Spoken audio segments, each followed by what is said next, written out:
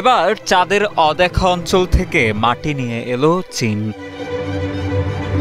প্রায় 2 মাসের ঝুঁকিপূর্ণ অভিযানের পর মঙ্গোলিয়া মরুভূমিতে অবতরণ করে চীনের সেই নভোযানটি। সম্প্রতি বার্তা সংস্থা রয়টার্সের এক প্রতিবেদনের বরাতে জানা যায় এ তথ্য।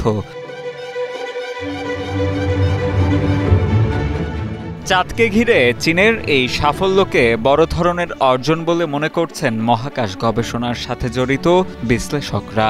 গত 25 জুন পৃথিবী থেকে চাঁদের দূরবর্তী অংশ তথা চাঁদের দক্ষিণ মেরু থেকে মাটিসহ কিছু নমুনা নিয়ে পৃথিবীতে ফিরে আসে চীনের নভোযান চ্যাং-6। এটি অসাধারণ একটি অর্জন, তাই না? এটি মহাকাশ সংক্রান্ত বিষয়ে আন্তর্জাতিক সহযোগিতার একটি দুর্দান্ত প্রদর্শনীও বটে। সেখানে ইতালি, ফ্রান্স, পাকিস্তান এবং ইউরোপীয় স্পেস এজেন্সিরও বেশ কয়েকটি দল সহযোগিতা করছে আমাদের।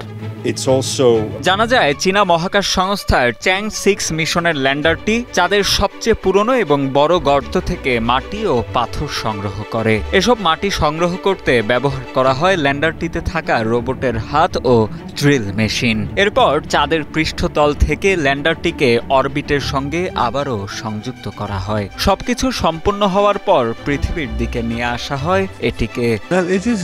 আমাদের অংশীদারিত্ব সর্বব্যাপী এবং ব্যাপক, এবং এটি আমাদের সহযোগিতার একটি নতুন ক্ষেত্র, এবং মহাকাশে এই অনুসন্ধানে চীনের সাথে যোগ দিতে পেরে আমরা খুবই আনন্দিত। বার্তা সংস্থা রয়টার্সে প্রকাশিত ভিডিওতে দেখা যায় চ্যাং-6 ক্যাপসুল মঙ্গোলিয়ার মরুভূমিতে অবতরণ করার পর চীনা কর্মকর্তারা সেখানে নিজ দেশের পতাকা টাঙিয়ে দিয়েছেন। পাশাপাশি দেশটির প্রেসিডেন্ট শি জিনপিং মিশনের নিয়ন্ত্রণ কক্ষে অভিনন্দন জানাতে ফোন করেছেন। মূলত চাঁদের অচিন পাশে অবতরণ করা চীনই পৃথিবীর একমাত্র দেশ। দেশটি প্রথমবারের মতো এই সফলতা অর্জন করেছিল 2019 সালে। দূরত্ব এবং বড় বড় গর্তের জন্য চাঁদের দক্ষিণ মেরুর অংশটিতে পৌঁছানো প্রযুক্তিগতভাবে বেশ চ্যালেঞ্জিং। চাঁদের ওই অংশটি নিয়ে আগ্রহ আর জল্পনা কল্পনার শেষ নেই বিজ্ঞানী মহলে। দীর্ঘ প্রতীক্ষার পর সফল একটি অভিযানের মাধ্যমে গবেষণার স্বার্থে চাঁদের দক্ষিণ মেরুর মাটি নিয়ে আসতে পারল চীনা বিজ্ঞানীরা।